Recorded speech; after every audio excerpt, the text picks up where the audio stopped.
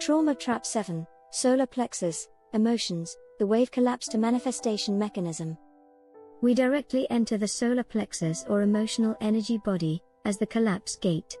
At this singularity point, potential is either allowed to form into manifested reality or rejected back into survival memory. This is the center where the field meets trauma. This is the center where we block or take the first step to unlock our potential. Solar plexus, the wave collapse mechanism. Primary function: the solar plexus assigns emotional value to any imagined possibility. It answers one question: is it safe to feel what this potential will require me to feel? It does not ask, is it logically good? Is it aligned with my purpose? Is it what I want? But, can my nervous system tolerate the emotional intensity of this reality? This is the permission gate of manifestation. The solar plexus holds emotional memory. This center stores attachment imprints, trauma associations, abandonment fears, betrayal memories, unprocessed grief, shame and guilt loops. So when a new possibility is imagined, the solar plexus checks, does this feel like past safety or like past danger? If the emotional memory says, this leads to heartbreak, humiliation, loss, then it leads to a collapse to spleen, intuition, fear. This is allowed to be experienced, then it leads to a signal moving forward to G-center, identity. This is the fork that determines destiny. The emotional wave is collapse sequenced. The solar plexus does not answer immediately. It sends an emotional wave. We recognize the following wave phases. Phase 1, rising wave. Signal, excitement/possibility. Meaning, this could be real. Phase 2 wave, crash. Signal, fear, vulnerability. Meaning, this will cost emotional exposure. Phase 3 wave, clarity plateau. Signal, neutral knowing.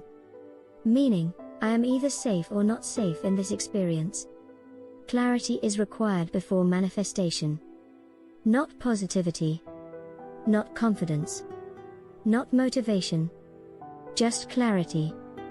This is why emotional authorities must wait until the wave returns to emotional zero, neutral. No clarity equals no collapse, which means no manifestation. Trauma hijacks the wave. When trauma is active, the crash phase wave, phase 1, becomes the whole identity. Meaning, the nervous system confuses emotional activation with danger. The individual never reaches the clarity plateau. They cycle between excitement and collapse endlessly. This is the bugger loop. I want connection leading to, I fear connection leading to, I sabotage connection. This is not psychological. This is solar plexus memory encoding. The solar plexus is the singularity gate. This center is the 0 point where infinite possibility becomes chosen reality. If the wave reaches clarity, signal proceeds to G-center identity integration. If the wave is blocked, signal falls back to spleen survival reflex loop, fight, flee, freeze, fawn. The solar plexus spleen fork. If solar plexus equals yes, clarity, the new reality becomes emotionally allowed, sensation held, nervous system prepared, the field continues toward embodiment.